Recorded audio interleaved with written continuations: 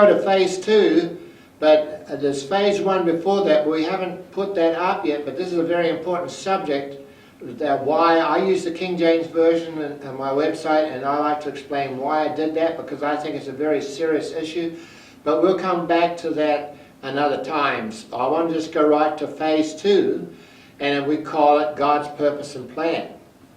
Now, in this phase here, God has recorded in Genesis to Revelation one plan and one purpose. God's not double-minded. He has one plan and one purpose, and that has been hidden since the world began. This chart below illustrates, and if you scroll down you'll see this chart that we have, how each book from Genesis to Revelation tells us how God's redemptive plan and purpose has unfolded book by book. When coming into the New Testament, still reading here on my website, when you come into the New Testament or the New Covenant, Paul, the apostle and wise master builder, says, now all these things, which includes the law, the tabernacle, the high priest, the priesthood, the offerings, the psalms, the prophets, all these happen unto them, the children of Israel, as in samples. The King James used the word in samples, and if you do a simple word study in your Strong's Concordance, it's the word types, and they're written for our admonition. So remember when Jesus, before he was crucified, he told the disciples in John chapter 16, I got many things to tell you, but you cannot bear them right now. Howbeit, when he, the Spirit of the truth, has come, he's going to lead you into all truth. So Jesus opened their understanding of the Scriptures after his resurrection in Luke 24, verse 44 and 45. And then here comes the day of Pentecost, and they were baptized with the Spirit of God. And the Spirit of God began to lead the apostles into all truth.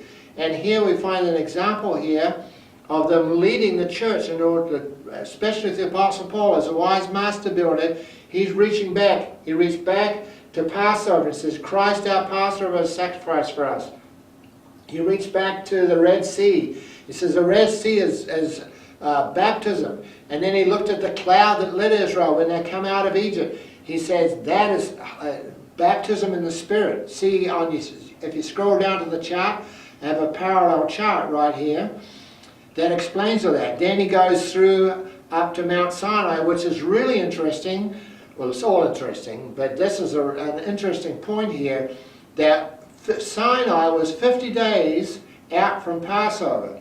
And if you look at the chart above that, the blue blueprint chart, you'll find that that was the day of Pentecost. That's why Jesus told the disciples, it says, go wait at Jerusalem until you're endued with power from on high, and then I want you to go out, take that out, and be witnesses to the uttermost parts of the earth. So the word Pentecost actually means the feast 50 days after Passover.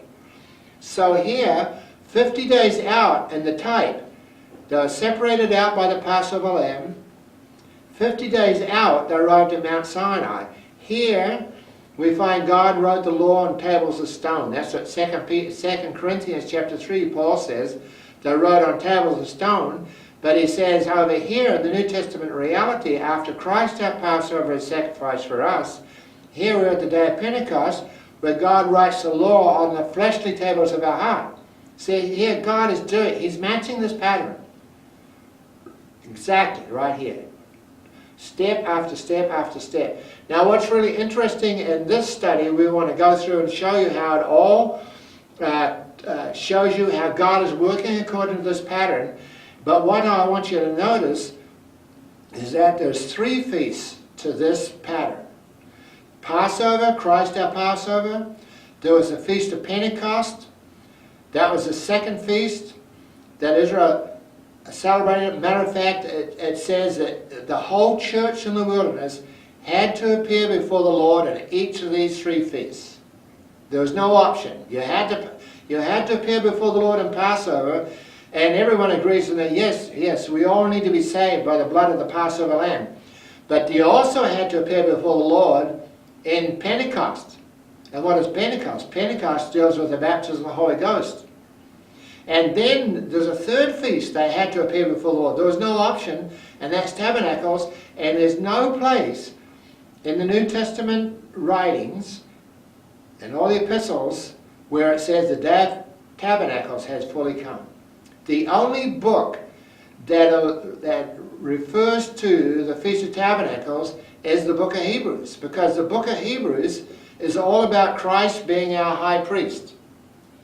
And it's all about Aaron going in and on the Day of Atonement and cleansing Israel from all their sin. And Jesus is the reality of what Aaron did. And so the feast, the Day of Atonement, was the centerpiece of this Feast of Tabernacles. And so there's a future fulfillment in that Day of Atonement and this feast right here that God has for the church. And so by the time you've done with this phase 2, you'll see that God has began this pattern, and He's going to complete the pattern, because God is a finisher. He never starts something and doesn't finish it. So you can count on God finishing the pattern. So this is what phase 2 is about. And as you go into this phase, it shows you the precise detail of how God followed the same pattern. So let's go to phase 3.